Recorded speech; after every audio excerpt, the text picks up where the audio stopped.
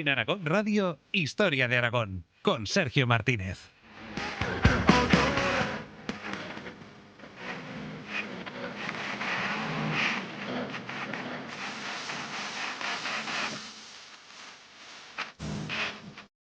¿Cuántas veces hemos visto películas, series o hemos leído novelas en las que se relatan hechos, acontecimientos o la vida de algún personaje que nos parecen espectaculares, pero que a la vez pensamos que sería imposible que se dieran en la vida real? Lo cierto es que en la mayoría de las ocasiones la realidad supera con creces a la ficción, y por supuesto eso también ocurre con la historia aragonesa. En este episodio os vamos a contar algunas historias y figuras históricas de Aragón que, si nos las contaran en otro contexto, pensaríamos que han salido de la mente de los mejores guionistas de Hollywood, pero que en cambio ocurrieron de verdad. Soy Sergio Martínez, en la técnica está José Ángel Gracia y te doy la bienvenida a este viaje por la historia de Aragón en Aragón Radio. You're coursing through my blood, underneath my skin, my baby, terrorize my love. Oh, you're just so sinful, elusive like vapor. You're such a heartbreaker. Stole me like a criminal. My unrequited love was rather unconditional. Honey, you're so blissful. You're killing me softly. Your actions ungodly. Comenzamos este nuevo viaje por el tiempo en este episodio especial en el que de nuevo volvemos a salir de los estudios centrales de Aragón Radio. Y es que en esta ocasión estamos en el aula magna de la Facultad de Comunicación y Ciencias Sociales de la Universidad San Jorge, participando en los actos de celebración de la cuarta edición del Salón del Libro de Villanueva de Gállego, y que además en esta ocasión está dedicado con especial atención a un género que tantas pasiones levanta como es la novela histórica. Lo primero que toca es agradecer tanto al Ayuntamiento de Villanueva de Gállego como a la Universidad San Jorge, así como a Amazon Web Services, su invitación para que estemos aquí hoy rodeados de público, de muchos alumnos también de periodismo, y grabando este nuevo episodio de Historia de Aragón. Un episodio que va a ser un poco diferente a lo que os tenemos acostumbrados y en el que vamos a repasar no los motivos que llevan a un escritor a la hora de elegir un tema histórico, así como el propio proceso de escritura, a la par que vamos a hablar de algunos hechos y figuras que bien podrían parecer que son inventadas, pero que en realidad sí que ocurrieron, sí fueron totalmente reales. Y en esta ocasión, y para hacer este viaje por el tiempo, me acompaña el historiador y novelista Eloy Morera Gracia, licenciado en Historia por la Universidad de Zaragoza. Eloy es especialista en la plena Edad Media, colaborador en esta casa, en Aragón Radio, y es uno de los últimos grandes escritores que han irrumpido en los últimos años en el panorama literario aragonés, con novelas como Júnez y Casta, publicada por la editorial La Fragua, así como Cutanda y Creciente de Luna, con la editorial 12 Robles. Esta última novela, Creciente de Luna, tiene además la peculiaridad de haber sido escrita no solo por Eloy, sino también por la escritora Cristina Abad, que digamos que es una novela a cuatro manos, que luego hablaremos un poquito de ese proceso de, oye, cómo dos escritores pues escriben, por así decirlo, una novela entre dos personas, es más complicado, ¿no? Y de todos estos temas de novela histórica y de momentos de la historia de Aragón que podrían ser novela, pero que fueron reales, es de lo que vamos a hablar en los próximos minutos. Así que, Eloy, no me queda más que darte la bienvenida a este programa, Historia de Aragón, aquí en Aragón Radio, que bueno, que no hace falta que te dé la bienvenida porque ya eres colaborador de esta casa. Bienvenido, Eloy. Hola Sergio, gracias, un placer. Siempre es maravilloso volver a tiempos pasados contigo que tanto trabajas el tema de Aragón y que es lo que a fin de cuentas nos une a todos. Exactamente, un poquito pues intentar investigar y luego también divulgar la historia aragonesa, porque al final, bueno, ¿a quién no le dice? ¿Cuántas veces hemos escuchado esta frase de no, es que a mí la historia no me gustaba en el instituto, no me gustaba no sé qué, pero igual la cuestión es el cómo te la han contado, el cómo te la han explicado, y al final es lo que tratamos de hacer nosotros, que bueno, habrá gente que diga, bueno, esto es, si puedo les tiro unos tomates, ¿no? Pero ahora hay también gente que dice, oye, pues la verdad es que hacen la historia, en este caso aragonesa, que nos cae tan cercana, ¿no? Pues intentar hacer lo que sea, pues que se entienda y sobre todo que sea lo más divulgativa y lo más cercana posible y pasar un buen rato con ella. Así que vamos a empezar con ello, si te parece, Eloy. Vamos allá. Yo primero, en esta primera parte de este programa, me voy a dedicar un poquito a preguntarte cosas. Si hay cosas que no puedo responder por tema de secreto de sumario, tú me lo dices, pero temas de secretos de escritor como novelista ya consagrado, ¿no? Con esas 3 novelas, ¿verdad? Ahí vamos, poco a poco. Ya con proyectos de futuro, imagino. Y en primer lugar vamos a empezar por esa última novela que has publicado, en este caso junto a Cristina Abad, que es Creciente de Luna, como comentaban en la presentación, ¿no? Y en ella contáis la historia de Brianda de Luna. Y bueno, sin hacer demasiado spoiler para aquellos que no la hayan leído todavía y digan, oye, pues me interesa el tema, me gustaría, pero claro, si ya fastidiamos un poquito el final, aunque es una historia real, como digo. Totalmente. Pues, ¿qué tiene de especial esta historia para que os fijarais en ella? Sí, pues es una historia realmente increíble por el hecho de que estamos asistiendo a una demanda de divorcio en pleno siglo XIV que la pone una mujer, una aragonesa. Yo creo que eso, en cierta forma, es un antes y un después para la historia, por supuesto, aragonesa, pero también para la historia medieval, en un sentido más amplio. En un primer momento, cuando descubrimos este episodio, nos llamó la atención, lo estudiamos, lo investigamos, está muy novelado, muy romantizado, hay muchísimas versiones distintas que no siempre se corresponden con la realidad que protagonizó Brianda de Luna, y poco a poco nos íbamos dando cuenta de que había que contar esa historia, porque es una fabulosa historia que, no obstante, ha acabado casi por desaparecer. Que imagino que es una historia en la que hay de todo, ¿no? Hay salseo rosa, salseo rojo también en cuanto a, me imagino, batallitas, sangre, pero amores o cuestiones políticas, y luego, sobre todo, algo tan rompedor como lo que comentabas, ¿no? Este tema de que una mujer en la Edad Media, que al final estamos en la época en la que estamos, al fin y al cabo, pues demandará esa demanda de divorcio, cuando recordemos que legalmente el divorcio es algo muy, muy, muy posterior, muchos siglos posterior, que en España creo que es hasta los años 30 la primera vez que aparece, ¿no? Legalmente, al menos. Así es, tú lo sabes muy bien, Sergio, así es. Claro, es que estamos en el siglo XIV, que, entre otras cosas, es uno de los siglos más duros de la historia de la humanidad, salvando, claro, el siglo XX, ¿verdad? Ya lo sabemos, pero fue un momento en el que se juntó la peste negra, que por supuesto llegó a Aragón, pero se juntó también la Guerra de los 100 años, que tuvo también su eco en Aragón. Sí. Es también la época en la que aquí en nuestra tierra se sufrió, además de lo anterior, la Guerra de los Dos Pedros, la Guerra de la Unión y guerras civiles entre las diferentes casas más importantes del reino, y todo ello pues convierte al siglo XIV en una época convulsa, en una época tremenda.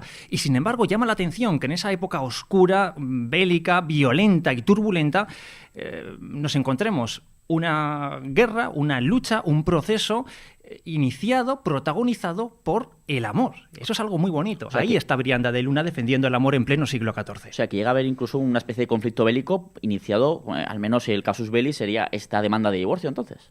Sí, Brianda de Luna era, aunque no aparece ya ni en muchos árboles genealógicos de los libros de historia, era la hermana pequeña de María de Luna, mucho más conocida porque llegó a ser reina de Aragón. Bueno, esto es Luna, imagino que mucha gente le habrá sonado, pero esto era una de las familias nobles más importantes del reino de Aragón, ¿no? Es donde sale el Papa Luna, por ejemplo, ¿no? Exactamente.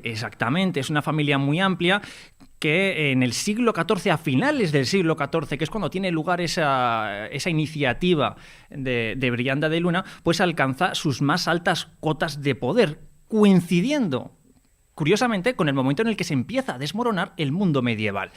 Pero ahí tenemos, por supuesto, a don Pedro Martínez de Luna, que llegó a ser papa de la cristiandad, un puesto que trascendía en mucho el mero poder espiritual y que tenía un claro componente político y militar, pero ahí estaba también en Aragón don Lope Fernández de Luna, que era jefe de la Iglesia, ahí estaba María de Luna, que llegó a ser reina de Aragón, y por supuesto ahí estaba Lope de Luna, que llegaría a ser el primer conde de Aragón que no pertenecía al linaje real, a la familia real. Por tanto, es una familia que está despuntando en todos los ámbitos, en todos los estamentos de la sociedad, tanto de Aragón como de Europa. Una de la más pequeñita de esa gran familia fue Brianda, que es la menos conocida, pero que sin embargo tiene una historia no menos fabulosa. Esta chica, precisamente por pertenecer a los Luna, la unen en matrimonio, la comprometen desde muy pequeñita con el cabeza del otro gran linaje aragonés. Frente a los Luna, los Urrea. Ahí está don Lope Ximénez de Urrea. A todos nos suena todavía Urrea de Jalón, por ejemplo, porque formaba parte de ese extenso patrimonio de los Urrea. El plan que fue urdido, no es casualidad, por el arzobispo don Lope Fernández de Luna, pues era perfecto, era totalmente circular. Conseguía, por una parte, aunar los dos grandes patrimonios de los dos grandes linajes de Aragón, pero es que además conseguía acabar con todas esas rencillas y recelos que siempre enfrentaban a las grandes casas nobles, uniéndolas a través de ese matrimonio. Todo parecía perfecto y así se celebró en 1374, nada más cumplió la mayoría de edad Brianda de Luna, ese matrimonio. Sin embargo, solo 4 años después, Brianda nos sorprende y sorprendió a la historia poniendo una demanda de divorcio. Claro, podemos imaginar que eso rompía todos los esquemas y suponía una crisis política de un alcance tremendo. Ya no solo se separaba un matrimonio. Se separaban dos linajes que pretendían unirse mediante esa alianza y se adentraba en una crisis que abría las puertas a la guerra, como de hecho así sucedió. Y no sé si sería muy... Si quieres no respondas, como te he dicho antes, pero ¿lo consigue Brianda o esto sería hacer demasiado spoiler en cuanto a la novela, que habrá mucha gente seguramente que quiera leerla, los que no la hayan leído ya, evidentemente? O dices, bueno, no, esto si lo cuento ya, pues fastidio la historia. Brianda era una aragonesa, entonces yo creo que no es spoiler decir que evidentemente llevó hasta las últimas consecuencias y por todos los medios posibles la resolución de su iniciativa. En un primer momento, como es obvio, no lo logró por el camino legal. No es que fuese algo extraordinario el divorciarse en la Edad Media en contra de lo que muchas veces se dice, pensamos y vemos en el cine o en los medios, porque nada más hay que ver la historia de los reyes y son bastante comunes los divorcios, porque al fin de cuentas el matrimonio en la Edad Media nada tiene que ver con el amor, son cosas distintas y había alianzas cambiantes que suponían cambiar de matrimonio, por tanto anulaban el anterior. Pero hay algo que da una especial relevancia y que casi otorga un carácter revolucionario a la iniciativa de Brianda, y es que ella es la mujer la que inicia esa demanda de divorcio. Y por supuesto que al llevar a cabo esa actuación pone en crisis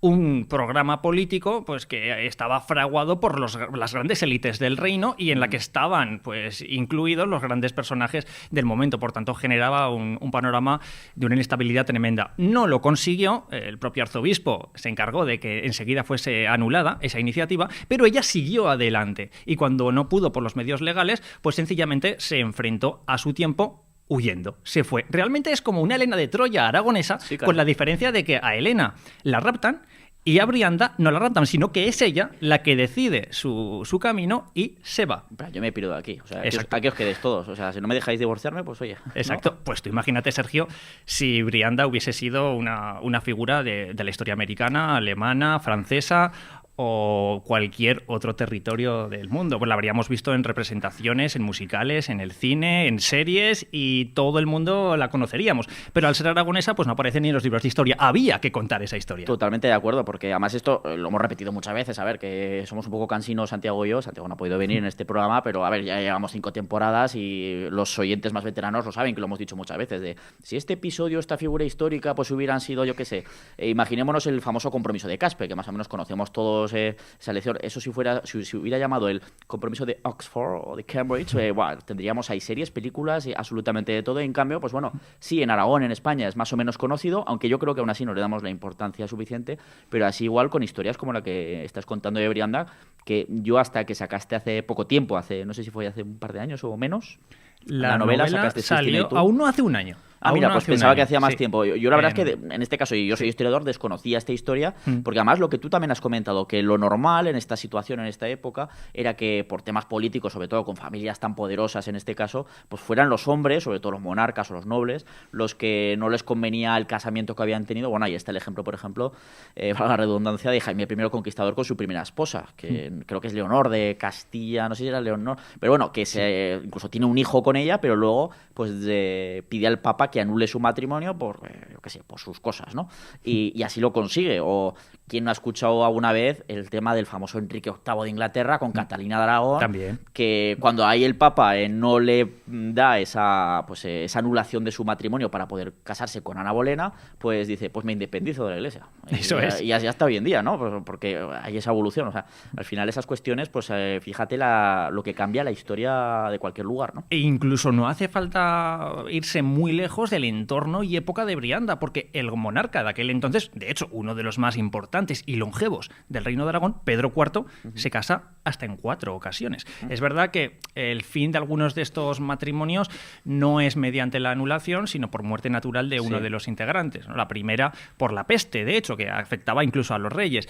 Pero bueno, se ve muy claro en lo que es el historial matrimonial de Pedro IV, como cuando hablamos de matrimonios en la Edad Media, como en cualquier otra historia, hasta hace recientemente poco, también hay que dejarlo claro, pues no estamos hablando de amor. Existía el amor, siempre ha existido algo tan universal como el amor, pero no se concebía como algo inherente al matrimonio. De hecho, el único matrimonio que creó una tremenda polémica de los 4 que tuvo Pedro IV, el último de ellos es el único que obedeció al amor, al sentimiento de Pedro IV hacia esa Sibila de Fortià. Y es curioso que Brianda de Luna, a fin de cuentas, pues está actuando por amor y, sin embargo, bueno, se le tachó hasta de bígama, porque claro, ella se va con Luis Cornell, entrando en escena en la tercera de las grandes casas de Aragón y quedando ya pues un panorama realmente novelesco.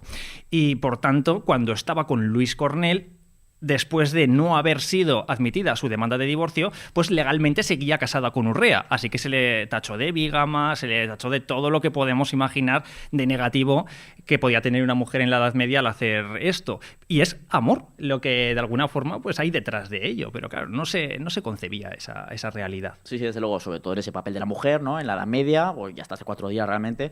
En cambio, el papel era totalmente diferente para los hombres y en este caso los monarcas, ¿no? El monarca que no tenía múltiples amantes por ahí era visto en plan, este es un poco raro. O sea, no, de hecho, a uno de los 2 monarcas, ¿no? Alfonso II, el primer soberano que une, que es el hijo de Petronila, de la reina Petronila, de Ramón Berenguer IV de Barcelona, pues este Alfonso II se le conoce como el casto porque no se le conocen amantes, no se le conocen hijos fuera del matrimonio como solían tener todos los monarcas y tal. Si era al revés, ojo.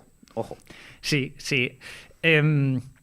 A ver, es que incluso las propias creaciones literarias de la época medieval, en la que se refleja muy bien el concepto del amor que tienen los medievales, los contemporáneos de Brianda, de Pedro, de toda esta gente, pone de manifiesto que el amor es algo extramatrimonial. Ahí vemos el amor por excelencia que apasionaba a los feudales, que es el de Lancelot y Ginebra. Sí. Es un amor adúltero. Realmente Lancelot es un caballero del rey Arturo, que es el esposo de Ginebra. Tristán e Isolda pasa lo mismo. Isolda realmente no es la reina y Tristán el rey. Realmente Tristán es un caballero del rey que tiene que casarse con Isolda, ¿verdad? O sea que los propios medievales realmente eran conscientes de que el amor existía, pero no tenía nada que ver con el matrimonio. Y sin embargo, Brianda quiso anticiparse a su tiempo, uniendo y poniendo la prioridad, cambiando la prioridad para atender al amor antes que al matrimonio. Claro, su tiempo no estaba preparado para ello. Sí. Urrea se lo tomó como un deshonor, como una mancha a su linaje, en ese concepto tan feudal que es muy complejo porque no te permite casi libertad de actuación. Hay que pensar que un noble en la Edad Media, si era deshonrado, esa deshonra no era solo personal, no le afectaba a él, le afectaba a toda su descendencia. Por tanto, él no podía quedarse de brazos cruzados. Era una mancha para siempre que se quedaba ahí, claro. Para siempre. Igual que se heredaba la nobleza y se heredaba también el linaje, se heredaba la vergüenza y el deshonor. Entonces, había de alguna forma que reponer, que cubrir esa mancha. Él no podía quedarse de brazos cruzados. Se había atentado contra los pilares de la sociedad feudal, contra la fidelidad, contra el honor, contra la honra. Él había sido deshonrado. Su mujer le había sido infiel, de acuerdo al esquema patriarcal y cerrado del linaje feudal. Tenía que actuar, tenía que responder y tenía que hacerlo en tanto que cabeza de un linaje de forma violenta y contundente. ¿Contra quién iba a soltar toda su furia? Pues contra aquel que se había inmiscuido en esa alianza, que era Luis Cornell. Y así es como se desencadena una auténtica guerra civil, de la cual Jerónimo Zurita, gran cronista de la Corona de Aragón, hablará largo y tendido, con frases que realmente son épicas y parecen producto de, como bien decías al principio, de un guionista de Hollywood, pero que son historia de nuestra tierra, totalmente real y emanada de documentos directos, como es la crónica de Jerónimo. Que parecen novela, pero fueron reales, aunque luego ya, pues recientemente, tú y Cristina, pues lo habéis... Cristina, tú lo habéis novelado en este caso, pero porque yo creo que era muy necesario, ¿no? Con una historia tan potente, ¿no? En la que además decías el tema del concepto del amor, que sí, que lo tenían ahí, se ven muchas obras literarias, etcétera, pero que eso, pues estaba el concepto que tenían evidentemente las altas familias, las poderosas, que iba más el tema de matrimonios por conveniencia, y podríamos decir casi que el amor realmente era casi cuestión de pobres en esa época, ¿no? De que daba igual con quién te casaras ahí iba un poquito más... No siempre, porque también había a veces enlaces entre las familias más pobres y tal, que dependía de, oye, pues si te casas con con no sé qué, pues entroncamos con esta familia de comerciantes. Pero bueno, sería un poquito siempre así. había una parcela de tierra, por pequeña que fuese, Que interesaba a alguien. que afectaba a un matrimonio. Sí, Y los campesinos tenían poca tierra, pero tenían tierra, o por lo menos derechos sobre la tierra. Y sus vecinos también. Entonces, al final, nunca estaba libre el matrimonio de aspectos ligados al conjunto de la sociedad, en términos económicos, políticos o sociales. Es muy difícil escaparse de la sociedad, liberar tus sentimientos por encima del contexto en el que vivimos. Y claro, pues Brianda quiso superar esos límites, quiso saltarse esas normas e hizo historia. Y la verdad es que es una historia muy bonita, porque yo creo que conecta mucho con lo que entendemos hoy por libertad y con lo que entendemos hoy por amor. En su día le costó muchos problemas, pero yo creo que hoy es un modelo y es un referente, Brianda. Y además refleja muy bien lo que es el final de una época. En el siglo XIV asistimos a la caída del mundo feudal. Es fascinante. Vemos cómo se están abriendo unas grietas tremendas por las que se empiezan a caer pues todo lo que habían sido los pilares esenciales del mundo medieval, las ideas de la fidelidad, del poder religioso, la idea del poder universal del Papa. Todo ello empieza a entrar en crisis y por entre las grietas que se abren afloran nuevos poderes, nuevas ideas que incluso se reflejan en la forma de vestir. Brianda pertenece a esa generación que empieza a reinventar el escote. Ahí está el sello de su hermana, María, que se conserva porque llegó a ser reina, en la que aparece con el pelo suelto, una mujer en la Edad Media sentada, que eso es síntoma claro de poder, de hegemonía, y con un escote, esos escotes que los moralistas medievales criticaban tachándolos de desnudos de pecho. Claro, es que además ese siglo XIV son los inicios del Renacimiento, que va pasando a que ya no es solo la divinidad y Dios el tema central de absolutamente todo, del arte, del pensamiento, de la filosofía, sino que empieza a ser desplazado por el ser humano, como figura un poquito cada vez más. Y luego también mencionabas antes el tema de la peste negra, que llega a mitad de ese siglo al Mediterráneo, en Europa, que recordemos que en muy poquitos años acaba muriendo, en muy pocos años, más de un tercio de la población europea. O sea, es casi como tener en cuenta de que una de cada 3 personas que conoces en la actualidad murieran 1 y pico, digamos, ¿no? O sea, tremendo, ¿no? Y eso afecta a la psicología, a la forma de ver el mundo de los que sobreviven, que han perdido amigos, a familiares.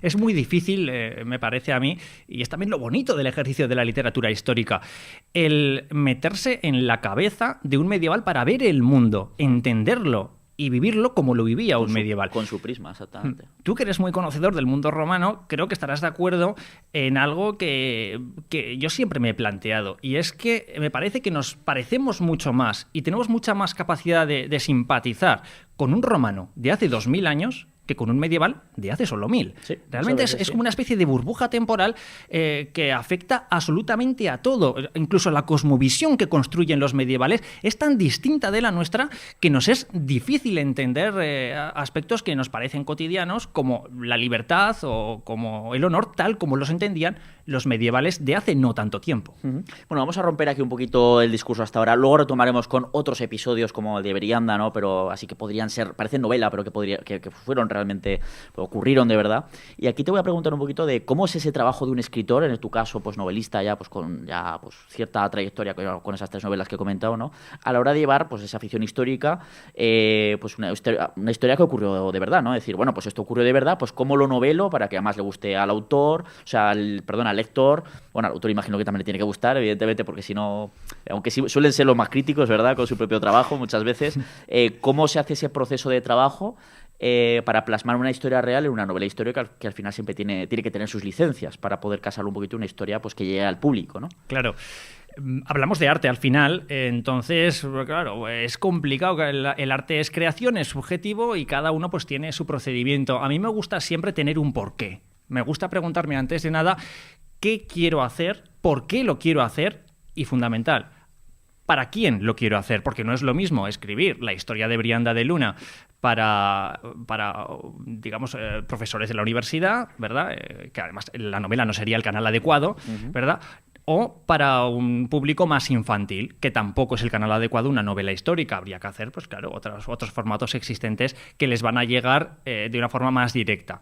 Entonces, yo me hago siempre esas preguntas y en parte responden a las mismas a las mismas motivaciones, que es la de hacer divulgación de la historia a un gran público, pero especialmente a la mayoría aragonesa. Yo creo que en Aragón tenemos una gran historia que es la que nos da la forma de ser, es de alguna forma la madre de nuestra identidad. Aragón es una construcción histórica y además es una construcción medieval. Entonces lo que hago es escribir novelas que creo que llegan bastante más lejos que un ensayo histórico sobre la historia de Aragón para lectores aragoneses. Y eso es lo que te va marcando un poco las pautas, las formas, la extensión, los niveles de exigencia histórica y documentación que necesitas, etcétera. Pero al final es arte y estamos hablando de valores, de enfrentamientos positivos y negativos, estamos hablando de referentes y estamos volcando también nuestra personalidad y nuestro tiempo. Somos más hijos de nuestro tiempo que de nuestros padres y toda la historia es del presente, como han dicho grandes historiadores. Entonces, pues al final yo también vuelco mi manera de ver el mundo, mis ideas, mis mensajes personales a la sociedad ya no del siglo XIV, sino de hoy. Y es que al final pues las grandes novelas son atemporales. Y en mis novelas, por ejemplo, en esta lo vemos muy claro, siempre tiene presencia el amor, porque creo que es lo más bonito de la vida, es lo que da sentido en última instancia a la vida, y sin el amor pues no merece la pena dedicarle más tiempo. Así que una novela en la que no hay amor no solamente en un sentido sentimental, puede haber muchos tipos de amor, sí, pero es fundamental, ¿no? Entonces también en mis novelas me permito darle ese espacio y esa reivindicación al amor. Chico, qué bonito ha quedado, de verdad.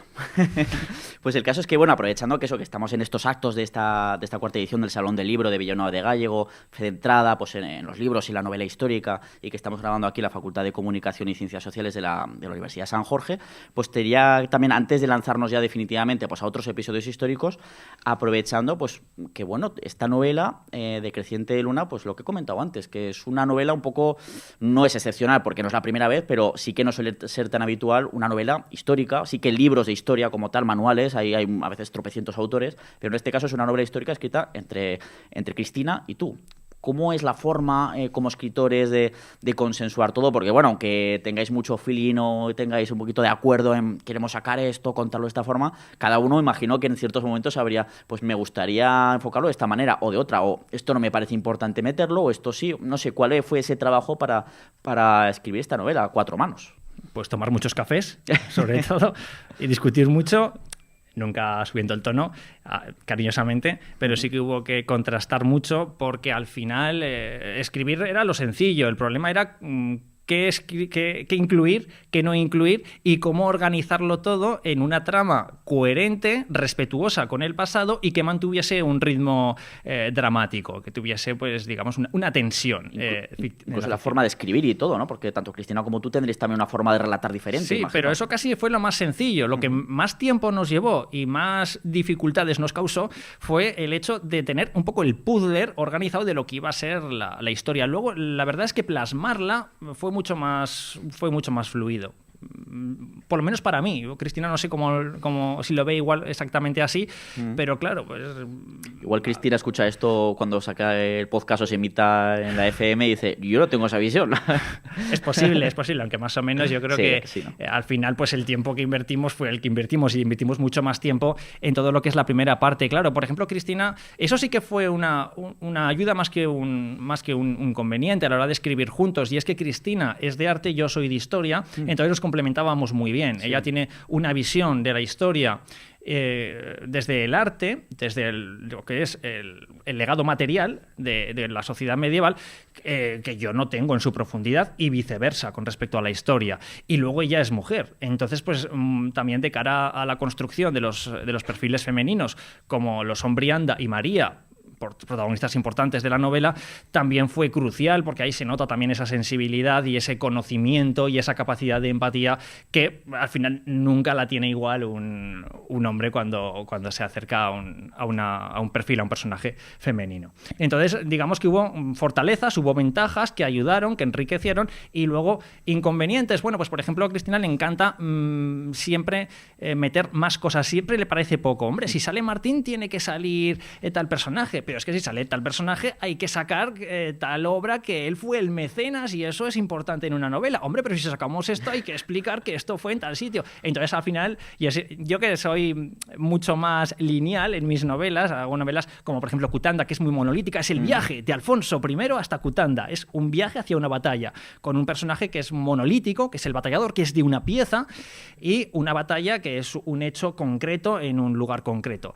Pues claro, de repente en Creciente se ve como hay un montón más de escenarios, un montón más de personajes, un montón más de situaciones, y además todo ello mucho más complejo, no es tan monolítico. Los personajes, digamos que son más abiertos, son también en ese sentido más profundos, porque tienen rasgos y matices que rompen ese carácter más monolítico de los personajes que yo suelo construir. Oye, pues muy interesante esa visión de trabajar un poquito más diferente, ¿no? Porque sí que hemos hecho en este programa algunos episodios dedicados a la novela histórica con otros escritores, pero en este caso con novelas pues que habían sido escritas solo por una persona, que ya vas a tu rollo, digamos, podríamos decir, y ya está, pero me interesaba mucho esta visión. Y ahora ya vamos a saltar, ahora que nos queda, pues enfocamos la segunda mitad del programa, los últimos 20 minutillos, a ver si nos da tiempo pues a ir hablando de la mayor parte de los episodios históricos, alguno con cierto carácter esotérico, como vamos a ver, ¿no? De la historia de Aragón, pero que bueno, que parecen sacados de... con el primero casi podría ser de una novela de Stephen King, podríamos decir, o algo parecido, ¿no? más esotérico que histórico realmente, pero que bueno, ahí está, porque van ligados a episodios históricos importantes, ¿no? Si es que la historia de Aragón es una novela. Exactamente, eso es. Y bueno, el caso es que vamos a empezar, si te parece, además con un episodio, o dos, en este caso dentro de uno, que además me los descubriste tú. Cuando estuvimos hablando para preparar un poquito este programa, la grabación de este programa. Porque bueno, en este caso tocaría hablar de la famosa Santa Engracia, ¿no? Que hasta el siglo XVII, con el famoso milagro de Calanda, pues ahí es cuando a Santa Engracia, que había tenido la devoción de los zaragozanos durante siglos, pues le adelanta por la derecha a la Virgen del Pilar. Ahí se vuelve loco la gente con la Virgen del Pilar, ¿no? Aunque ya había tenido también, evidentemente, antes esta pues bastante devoción. Pero claro, Santa Engracia, ¿quién era? Bueno, pues era una mártir, una cristiana martirizada, en este caso en la antigüedad, ¿no? Nos vamos al año 303 después de Cristo, o sea, hemos pasado de la Edad Media, nos vamos a la antigüedad, en una de las últimas grandes persecuciones del Imperio Romano contra los cristianos, ¿no? Que nos habla, evidentemente, esta historia de la tradición romana, que es Santa Engracia, que era realmente una mujer de una familia de buena posición, que creo que era de la ciudad de Brácara Augusta, que en este caso es la actual Braga, en Portugal, sí. Y que, bueno, su padre pues había decidido casarla con otro comerciante, creo que era, o otra persona potentada, pero de lo que era el sur de Francia, de la Galia, ¿no? Y claro, pues ya una vez que se ha acordado esto, viaja de un lado a otro y pasa por Caesar Augusta, la Zaragoza romana. Y justo en el momento, en ese año 303, en el que se está produciendo esa persecución de los cristianos. Y ella es cristiana, ¿no? Eso es. Va con su séquito, creo que eran unas 17 personas, los innumerables mártires, que son como se les ha denominado, que bueno, cuando ve Santa Engracia en mitad de su viaje, aquí en Caesar Augusta, en Zaragoza, esa persecución a sus correligionarios, ella protesta ante el gobernador, que no existió un tal Decio, creo que se llamaba, y Decio, bueno, algunas historias hablan de que dice, bueno, si te vienes conmigo a mi alcoba, pues igual te perdono, ¿no? Pero ya evidentemente se niega y es martirizada. Y junto a ella, pues todo su séquito, ¿no? Pues bueno, eso es un poquito la historia. Pero hay aquí, ya relacionado con algo más esotérico también todavía, con dos episodios históricos reales de Aragón, que me pareció súper curioso con respecto a la aparición en dos ocasiones a lo largo de la historia de Aragón de esos innumerables mártires en procesión en mitad de la noche por las calles de Zaragoza, supuestamente. Así es, aunque parezca mentira, Aragón está lleno de leyendas. Casi muchas veces es difícil discernir entre la realidad y la leyenda cuando se habla de Aragón. Y yo creo que eso es bonito también. Aragón es una tierra de leyenda, es una tierra novelesca, hay que dedicarle muchas novelas por ello, y en concreto ese es uno de esos fenómenos muy legendarios, pero no obstante muy bien intrincados en la historia de Aragón. Fíjate, qué curioso que la primera vez que aparecen en procesión, vistiendo según la tradición. Esta especie de fantasmas, podría llamarlo de alguna manera, sí, o apariciones, ¿no? Sí, vestidos con una especie de hábitos blancos, casi transparentes, como almas en pena, en triste procesión por las calles de Zaragoza y portando hachas encendidas. Y en mitad de una noche, en una ciudad que no estaba iluminada como lo tenemos hoy en día, evidentemente. Claro. O sea, imagínate, todavía hay más... Pues la primera vez que tiene lugar este fenómeno, esta aparición totalmente fuera de lo normal, es, curiosamente, la noche anterior a la ejecución del Justicia de Aragón, Juan de Lanuza V el Mozo. Qué curioso que un momento que ha pasado a la historia como un símbolo del fin de los fueros, de las libertades de Aragón, del gran atentado contra la Constitución aragonesa representada en la figura del Justicia de Aragón, cuando entraba en crisis la identidad aragonesa es cuando aquellos innumerables mártires salen en procesión por las calles de Zaragoza. Como señalando el peligro que se está corriendo en ese momento, ¿no? Porque recordemos que es ese año 1591 en el que el Reino de Aragón y sobre todo la ciudad de Zaragoza se ha levantado en armas contra la monarquía de Felipe II, porque este señor pues se estaba saltando a la torera a esos fueros aragoneses que había prometido jurar y defender, pues se los estaba saltando, provoca esa rebelión y al final este Juan de Lanuza, este Justicia de Aragón, que además llevaba el pobre 2 meses en el cargo, pobrecillo, sí. O sea que duró 2 telediarios, le pilla todo el follón en medio. Y claro, él era el máximo representante de la defensa de esos privilegios, de esos fueros, y por lo tanto levantan armas al reino, y por eso cuando la rebelión es aplastada, podríamos decir, sofocada, más que aplastada, será uno de los cabezas de Turco, ¿no? En el que, pues en la plaza del mercado, ¿no? En esa gran plaza de Zaragoza, donde ya actualmente está el mercado central de Zaragoza, no por casualidad, sino porque ahí había habido siempre una gran plaza, era el Puerto Venecia de la época, podríamos decir, de Zaragoza, ¿no? Durante la Edad Media y tal, sí. Y la Edad Moderna. Sí. Ahí se hacían también las ejecuciones públicas y ahí se le decapita a Juan de Lanuza. Y esa noche anterior, cuando ya se sabe que le van a decapitar,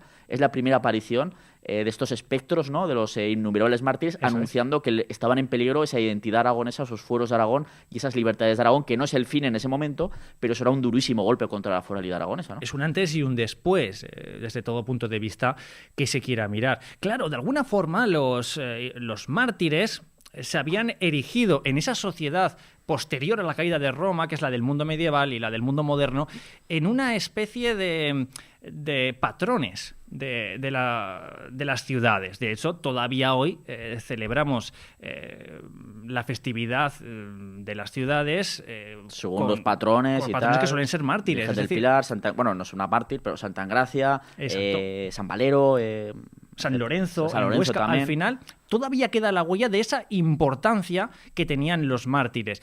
No es anecdótico que fuesen mártires los que aparecen. De alguna forma viene a significar, viene a representar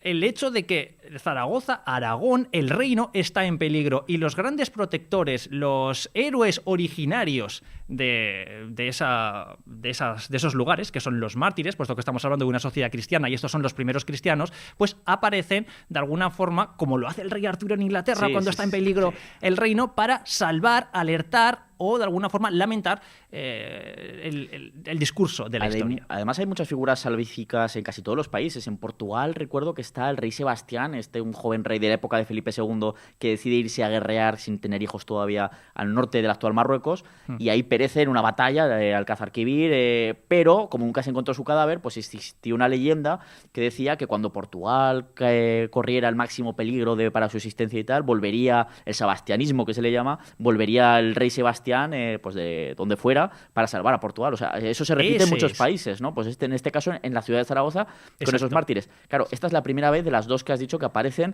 en un momento de grave peligro para Aragón y esa identidad aragonesa foral en este caso. Habría otra. ¿Cuál sería el segundo, que además también iría muy ligado a los fueros, pero no solo eso? No solo eso, pero curiosamente es otro de los grandes episodios, de los importantísimos puntos de inflexión de la historia de Aragón. En este caso aparecieron la jornada previa, también por la noche, a la conocida como Batalla de Zaragoza, dentro de esa guerra de sucesión en la que se enfrentaron los dos candidatos al trono de la corona de España y de la corona de Aragón. Estaba Carlos, estaba Felipe, estaban los Austrias, estaban los Borbones y ambos se enfrentaron en Zaragoza en agosto de 1710. Ahí con todo el calor. Con todo el calor. En Zaragoza, en agosto, también, que se le ocurre. Sí, la verdad, casi todas las batallas en Aragón, no sé por qué suelen ser en verano. Es conocida como la Batalla de Zaragoza, también de los Montes de Torrero, porque se vive muy cerquita en esa zona. Exacto. Pues volvieron a aparecer. Qué curioso que no tanto esa batalla, pero sí esa guerra, el resultado de esa contienda entre los dos grandes aspirantes al trono, pues decidiría de facto el final absoluto de lo que conocemos como Corona de Aragón, fueros de Aragón e instituciones del Reino de Aragón. Con los secretos de Nueva Planta que impone Felipe V de Borbón, que es el ganador de esa guerra de sucesión española. Claro, y ahí está la identidad de Aragón personificada en esos espectros, saliendo a la luz para poner de manifiesto el drama que se estaba produciendo. Vamos, que si vuelven a aparecer... pues Peligro. ya podemos correr. Bueno, vamos a intentar hablar pues avanzamos un poquito más el tiempo o retrocedemos según veamos, que hemos ido del año 303 a 1591 y hasta el 1710.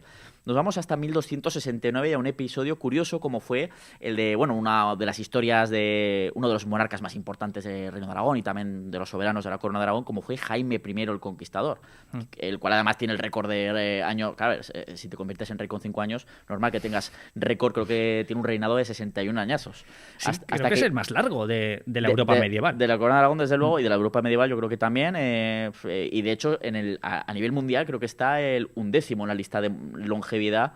Claro, hasta hace no tantos años estaba en el top 10, pero ahí fue escalando Isabel II de Inglaterra, que ya lo desplazó al 11º. Bueno, pues casi en los últimos años de su reinado, concretamente en 1269, pues ese carácter luchador, conquistador, ¿no? De luchar en este caso contra el Islam, contra lo que se llama el infiel, pues este señor tenía la idea de irse a Tierra Santa a hacer una cruzada, ¿no?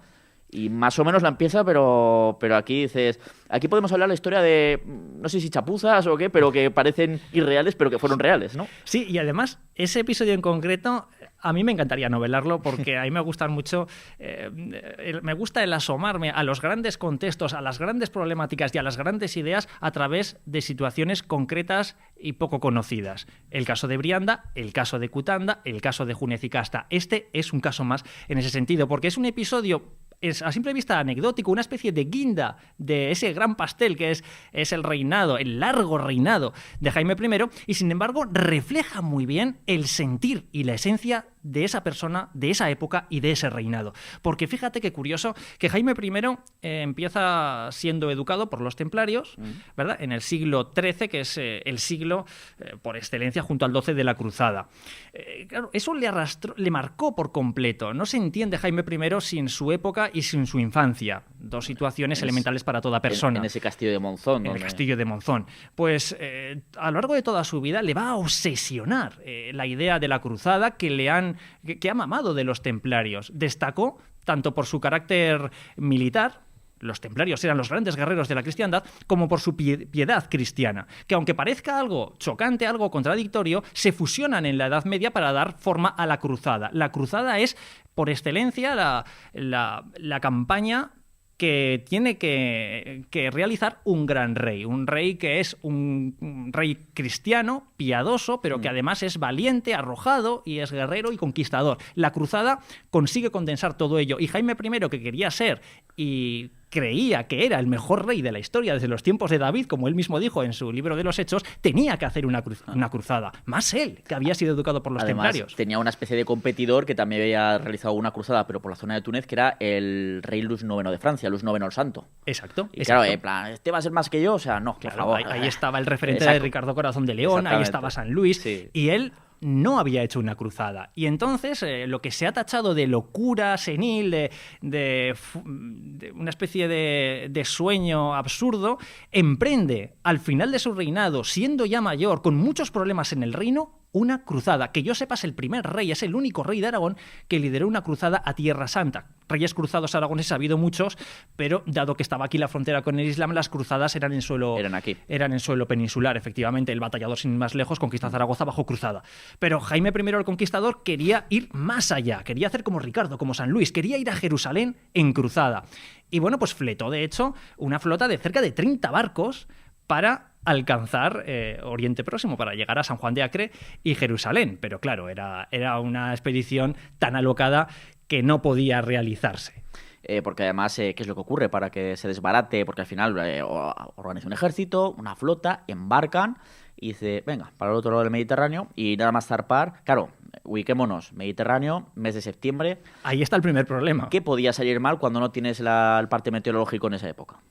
Pues una tormenta. Sí, pero no hacía falta parte meteorológica. Realmente porque... no, era lo lógico, ¿no? Sí, porque en septiembre a nadie en su sano juicio se le habría ocurrido iniciar una expedición de ese calibre con los barcos de la época. Pues salvo Jaime I, que al final yo creo que estaba ya por encima del bien y del mal. Estaba allá arriba, ¿no? Estaba en plan, como siempre digo, pecho paloma. Digo, así he conquistado Valencia, las Baleares, en plan, medio conquistado Murcia. O sea, pues si es septiembre como si es agosto, me da igual, ¿no? También por eso refleja muy bien ya lo que es el carácter más íntimo, más psicológico, el perfil, el arquetipo de Jaime I, esa expedición. Además de que conecta con su tiempo y con su inquietud, nos revela su personalidad. Al final le importaba ya todo, nada le importaba lo que le pudiese costar o suponer. Y él inicia una expedición en septiembre, que es el peor mes para iniciar expediciones marítimas como aquella. De hecho, a solo 8 días de zarpar le pilla una tormenta tan terrible con tan funestas consecuencias que más de la mitad de la expedición tiene que retornar tras desviarse, de hecho, leguas y leguas de lo que era la ruta concebida en un inicio. Unos barcos acaban en las Baleares, el propio Jaime acaba desembarcando en el sur de Francia, en lo que es la actual Costa Azul, ¿no? Como se le denomina. Hay unos poquitos barcos que se las apañan y llegan hasta la zona de Tierra Santa y se ven ahí solos en plan... Llegaron. ¿Y ahora qué hacemos? Aunque al final, más que una cruzada, eso parecía una odisea. Pero sí, hubo barcos, creo que son unos 13 barcos, menos de la mitad, que llegan a Tierra Santa. O sea, que se puede decir que hubo cruzados aragoneses en la Edad Media en Tierra Santa. Pero se quedó ahí la cosa, claro. Lo que pasa es que, claro, ya no merecía la pena continuar esa expedición por tierra porque con tan pocos recursos, con tan pocos hombres y ante semejante panorama por delante... Y con el líder que ya dijo, venga, para casa, claro. Que era Jaime, ¿no? Pues, ahora bien, Sergio, yo creo que si Jaime hubiese estado en uno de esos barcos, habría seguido adelante. Seguramente. Oye, ya que estábamos aquí, evidentemente ahí sí que habría tirado para adelante. Pero ahí no acabó la historia. Por eso queda para una novela, porque Jaime I no podía resignarse a fracasar. Jaime I no fracasaba. No era ese tipo de personas que aceptasen los fracasos. Y entonces convocó un concilio para, de alguna forma, restañar ese accidente y volver a realizar la cruzada poquito después. Hasta los templarios, fíjate tú, hasta los templarios se negaron, dijeron, Jaime, relájate. ¿Dónde vas? Ya hemos llegado muy lejos, no hace falta seguir por este camino. Los templarios, que es que de ellos, su vida, su propia existencia dependía de la cruzada. Eran los primeros que estaban animando. Era en plan, tómate un Valium y cálmate. Eso, ¿no? Sí, se podría decir, y es que me lo veo. Y es en ese momento cuando todos sus familiares, amigos, vasallos y hasta los templarios y por supuesto la iglesia se niegan a aceptar ese plan, a votar ese proyecto, Jaime se levanta de la sala, sale y, según él mismo escribió en su libro de los Hechos, dice, caballeros, podemos irnos tranquilos, hemos dejado nuestro honor bien alto. Ya estaba, él había vencido, había sido más valiente que los demás porque hasta los templarios le habían dicho que mejor no, así que ya no hacía falta ir. De alguna forma había hecho lo que tenía que hacer, que era demostrar que él podía ir, estaba capacitado para ir, y eran los demás los que se lo impedían. Y bueno, ya se nos van a quedar cositas en el tintero, porque al final es que se nos pasa, claro, empezamos aquí a cascar y lo que nos pasa no siempre, ¿no? Pero por cerrar un poquito el círculo, que hemos hablado antes, has estado comentando de esos 4 matrimonios de Pedro IV el Ceremonioso, también uno de los monarcas más importantes de la historia del Reino de Aragón y de la Corona de Aragón. Esos 4 matrimonios, los 3 primeros por temas de alianzas, diplomacia, etcétera, pero el cuarto, cuando ya él era bastante anciano, él también, su reinado es medio siglo, creo que son 50-51 años, ya pues el hombre ya es bastante mayor y se casa pues con una joven de 20 y tantos años, creo que es. En este caso ya se casa por amor, en este caso, al menos por su parte, ¿no? Que sería esta Sibila de Fortià que has comentado. Pues en estos 4 minutos, casi menos que nos queda, ¿qué es lo que provoca este matrimonio que ya has empezado a lanzar un poquito ahí antes? ¿Qué es lo que ocurre? En ese momento yo creo que Pedro IV está ya de vuelta de todo, ha hecho todo lo que tenía que hacer y se permite pues esa galantería tan amante como era del ideal de la caballería y del amor cortés, de esa literatura tan en boga en el siglo XIV, que es casarse con quien quiere casarse.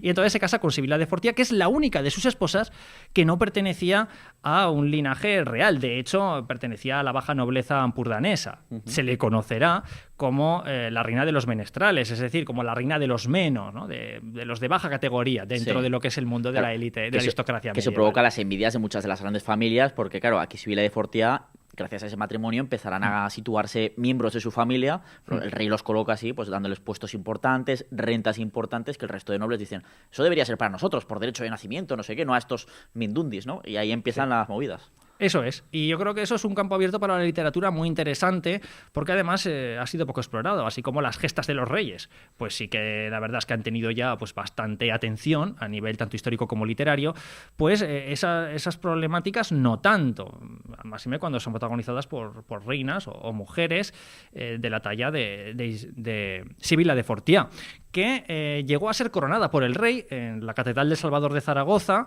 un hecho que fue muy controvertido en la época, después de una gran ceremonia, con un gran desfile desde la Aljafería, pasando las 2 murallas de la ciudad, con grandes carruajes, carrozas y demás, llegaron ante la catedral, ante el altar donde iba a ser coronada, y se vieron ante la terrible situación de que ninguno de los grandes linajes del reino asistieron. No aceptaban esa iniciativa. Ni siquiera los hijos mayores del propio Pedro IV, sus herederos. De hecho, fue el distanciamiento definitivo entre padre e hijos, entre Pedro y Martín y Juan. Por tanto, es una mujer que al mismo tiempo que despertó gran popularidad, mucha más que el rey, entre la gente popular, pues despertó unos recelos tremendos entre la nobleza y la familia real. Claro, si hubiese tenido un hijo con Pedro IV, eso habría desplazado a Martín y a Juan de sus aspiraciones al trono, de la línea sucesoria. Podría haber existido ese problema, claro. Esa posibilidad. Y llegó a tal punto la crisis, la tensión, desde el mismo seno de la corona,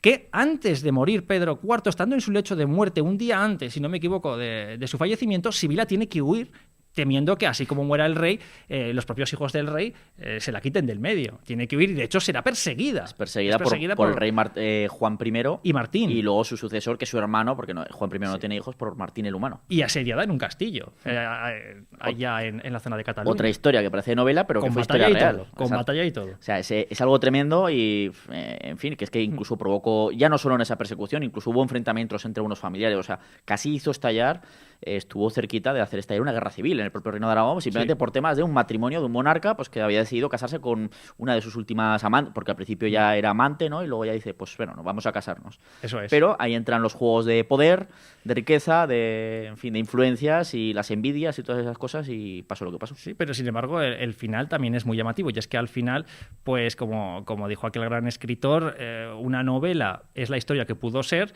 pero la historia es la novela que fue. Nada hay más novelesco que nuestra historia, por eso que hay que contarla, que hay que novelarla y que hay que seguir trabajándola. Enhorabuena por el trabajo que haces en ese sentido. Muchas gracias, y lo mismo a ti por aquí dándonos en alto mutuamente con el tema de las novelas, porque también es muy necesario, además tú también como en ese papel de historiador. Y nada, no sé, es que nos quedamos ya sin tiempo, o sea, podríamos estar aquí haciendo una segunda parte perfectamente, porque tenemos un cuerdo para rato, pero bueno, nos quedamos ya sin tiempo, así que Eloy Morera, pues agradecerte desde aquí el haber estado como invitado, que no será la última vez, ya te lo digo, que estar aquí en los micrófonos de Historia de Aragón en Aragón Radio, en este programa especial que estamos grabando aquí como parte de los actos de esta cuarta edición del Salón del Libro de Villanueva de Gállego en la Universidad San Jorge, en la Facultad de Comunicación y Ciencias Sociales, y ha sido un placer y espero que nos escuchamos y nos veamos aquí próximamente. Por supuesto que sí, gracias a ti, a batallar. ¿Te interesa la historia? Recupera este y todos los programas en Aragón Radio Podcast.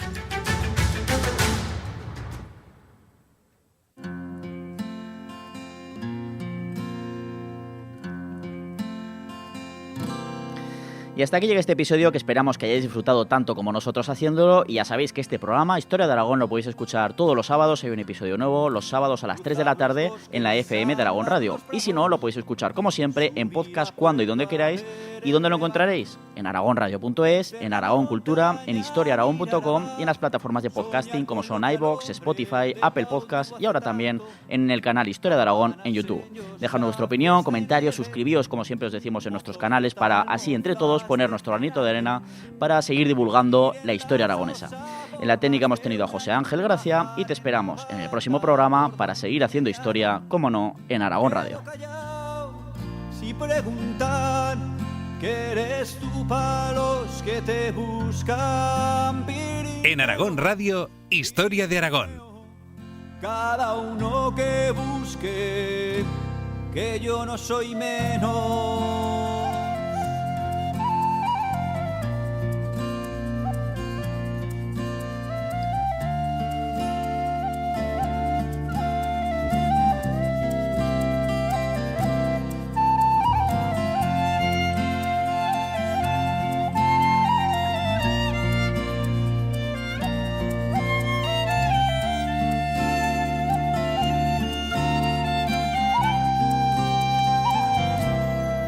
Contar a chicos, escuchar a viejos, antiguas batallas de caballeros, tallar en piedra la vida de tantos hombres y mujeres que por ti pasaron, ver chesos en Oza, plantar batalla, en sótanos la foz, la cabaña, jugar con la vida y ganarse el pan, hacer contrabando por la de Roldán. Quedo callado sin preguntar. eres tú para los que te buscan. Pirineo, Pirineo, cada uno que busque, que yo no soy menor.